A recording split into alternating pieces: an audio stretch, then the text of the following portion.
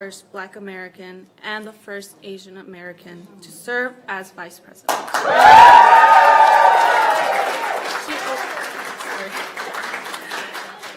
She opens the door for us. She empowers us to step into the room and be ourselves, to use our voice and make decisions. And this is exactly what we'll do this November. So please please join me and give me the Minnesota Women for Biden welcome to the first, but certainly not the least, Vice President Kamala Harris.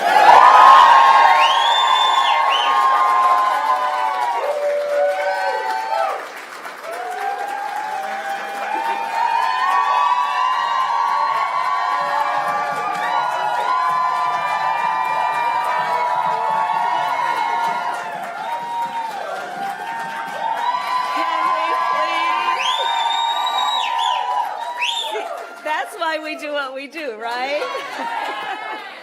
Hello, Minnesota, and happy Women's History Month. And to Janet, I want to thank you for that introduction and the inspiration. She and I were talking backstage. I mean, I love our young leaders. And our youngish leaders and, all of us. But she and I were talking. I mean, there's so much about what we are all fighting for that is truly about her and about all of our young leaders who are here. And we are in this together. It is multi-generational. It is multi-everything. And we are a community of people who understand that nobody should be made to fight alone. So it is good to be back in Minnesota. I want to thank Governor Tim Walz and the mayor who are here. And Madam Speaker, all of the leaders who are here, and thank you for welcoming me back to St. Paul. I want to thank everyone, including, of course, the Majority Leader, Murphy, who I believe is also here, for your leadership. So the victories that you all have won, and in particular at the State House, have once again demonstrated to our nation just how much progress a Democratic trifecta can make. I was talking with your leaders backstage, and I said the beauty of this is not only the success that you all have achieved and what has come out of it in terms of how you've organized and activated, but the beauty of it is also for people who can't imagine what a Democratic trifecta can do. We can point to you, so those who may have never seen what it could look like can now see how we can empower the people, all people, by doing this good work. We are also joined today by Representative Betty McCollum. There she is. She honored me with traveling with me on Air Force Two from Washington, D.C. here today, and I want to thank you. And Representative Ilhan Omar, who is here, with her beautiful daughter, who is vice president at her school. And the two Congress members are, without any question, extraordinary fighters in Washington, D.C. for the people of this state. Senator Klobuchar, let's give a shout out to her. I talked to her on the way here. She wanted to be here, but she's in Washington, D.C. fighting the good fight. And I did serve with her in the United States Senate for a few years, and I have to tell you, she really is a fighter, and she loves the state and the people of this state. So let us, and also on the subject of Senator Klobuchar, let's make sure we send her back to D.C. We need her there, and she's been a wonderful friend and advisor to the president and me. All right, so my mother had many sayings. And she would often say to me, Kamala, you may be the first to do many things, but make sure you are not the last. So I look at the young leaders here today, and I know I will not be the last. And that makes me so joyful. As Vice President, I will tell you also, I have traveled now to at least 20 countries in every hemisphere of our world. And I do believe, and I think many here know, that a measure of the strength of a democracy is based on the status and standing of the women in that country. You can measure the strength of a democracy by evaluating and assessing the strength and the standing of the women. And with the support of the leaders here, President Joe Biden and I then have been intentional about what we do to lift up the status of the women of our nation. And so let's start with the fact that I think we all know when you lift up the economic status of women, families benefit, communities benefit, and all of society benefits. So today we are together with you building a future where every woman has the economic power to support her family and pursue her dreams. Take on, for example, the issue of student loan debt. Women carry nearly 2/3 of all student loan debt. 2/3. So we have canceled nearly $138 billion in student loan debt for almost 4 million Americans and counting, on average more than $30,000 per person. And for public servants, for example, our teachers, can we give a shout out to our teachers? And I know the governor and congresswoman were former teachers, and I don't think anyone ever stops being a teacher, by the way. And so for public servants like our teachers, and more than 70% of whom are women, the average loan forgiveness is over $60,000. Thank you. You know, my first grade teacher attended my law school graduation. I love our teachers. To lift up the economic status of women, we have invested in women entrepreneurs and small business owners across our nation. Millions of women who want to start or grow a business but do not have the funds to do so. So I've been working on this since I was in the Senate. But to invest now, as an administration, the President and I, billions of dollars to expand access to capital for women small business owners.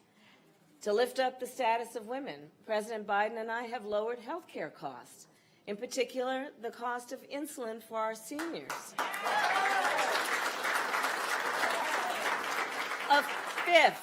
One-fifth of women over the age of 65 have diabetes.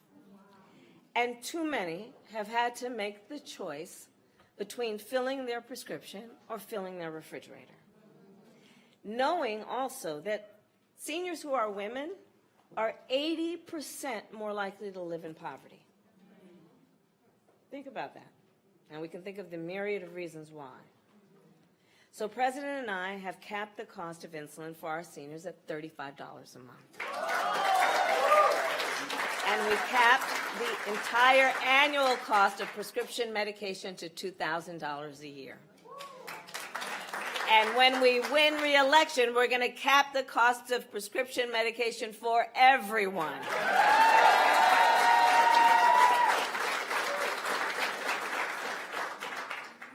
On another subject, Minnesota, can we agree that in the 21st century, it should not be the case that in the United States of America, women die at a higher rate in connection with childbirth than women in any other wealthy nation in the world? It's a shame. And it is a crisis, the crisis of maternal mortality. And of the many factors that contribute to this crisis, one of the most significant is that millions of women in America, in particular low-income women, do not have access to adequate postpartum care. In fact, when we took office, I took a look at it, and the vast majority of American women on Medicaid were entitled to only 2 months of coverage for postpartum care. When we took office, only 3 states in our nation offered 12 months of postpartum care. So many of you know me, so you will not be surprised. I said, all right, I'm going to issue a challenge to every state in our nation. Extend Medicaid postpartum coverage from a measly 2 months to 12 months. And I am proud to report, so far a total of 45 states have now answered the challenge.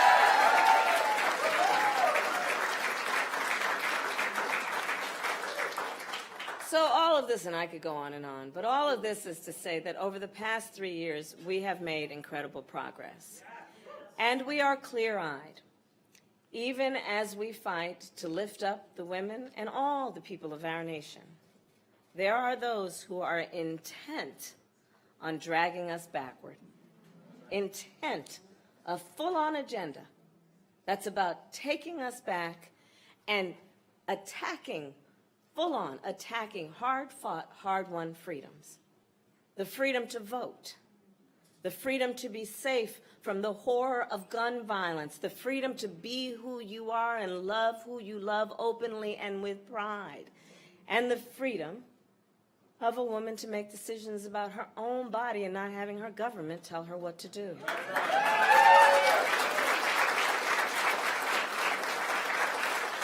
So as everyone here knows, almost 2 years ago, the highest court in our land, the Court of Thurgood and RBG,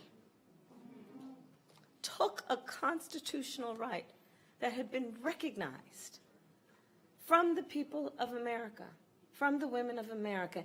And since then, in states across our nation, extremists have proposed and passed laws to criminalize healthcare providers and punish women.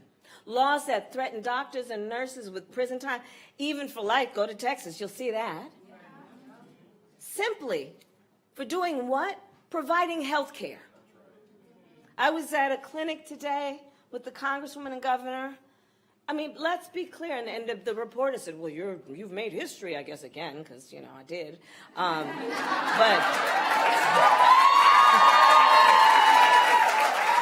they said, you're the first president or vice president to ever visit a healthcare clinic, an abortion clinic. Why are you here?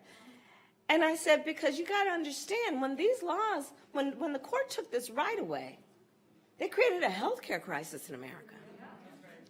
So what has happened in so many of these states is these clinics have shut down.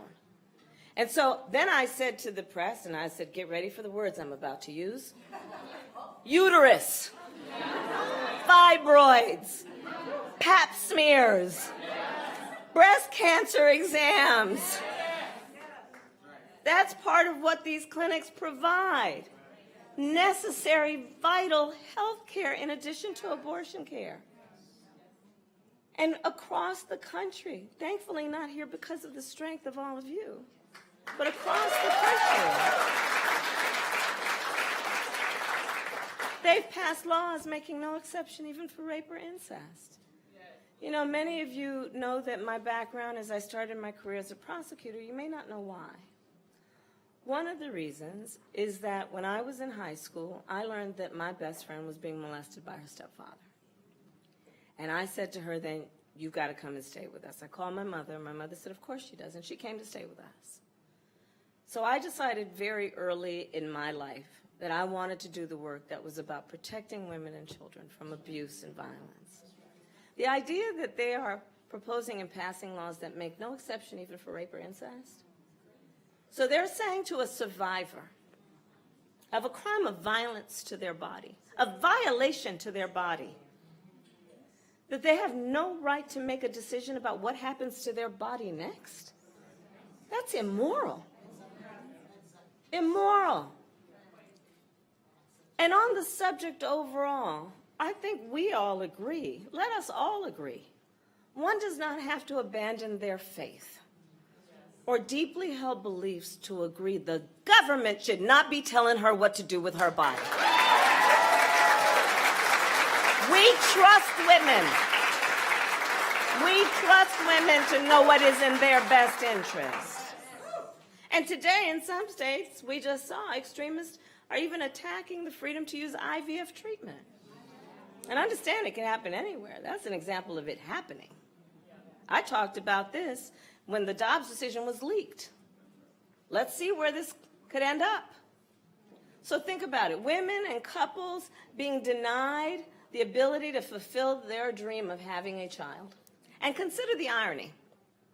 So on the one hand, they're saying, you don't have the freedom to end an unwanted pregnancy. And on the other hand, you don't have the freedom to start a family. Consider the irony. And by the way, while these extremists say they are motivated by the well-being of women and children, they are silent on the crisis of maternal mortality. The top 10 states with the highest rates of maternal mortality all have abortion bans. The hypocrisy abounds.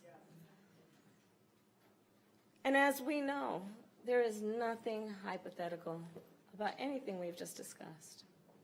The crisis is real. Since Roe was overturned, I have met women who have had miscarriages in toilets. I have met a woman who went to the emergency room to receive care and was turned away repeatedly because the doctors were afraid that they could go to jail for giving her care, and it wasn't until she developed sepsis. And in this healthcare crisis, let us all recognize who is to blame. The former President Donald Trump handpicked 3 members of the United States Supreme Court with the intention that they would overturn Roe. He intended for them to take your freedoms, and he brags about it. He said that for years, and then I'm going to quote, they were trying to get rid of Roe v. Wade. They're trying to have Roe v. Wade terminated, he said. And then he said, quote, I did it, and I'm proud to have done it. Proud. Proud that women across our nation are suffering. Proud that doctors and nurses could be thrown in prison for administering care. Proud that young people today have fewer rights than their mothers and grandmothers. How dare he? The former president is the architect of a healthcare crisis. And the extremists, well, they're not done. In the United States Congress, extremists tried to pass a national abortion ban to outlaw abortion in every single state. But they need to know is that if Congress passes a national abortion ban, President Joe Biden will veto it. He will veto it. And when we together win majorities in the United States Congress, and Congress passes a bill that reinstates the protections of Roe v. Wade, Joe Biden will sign it into law.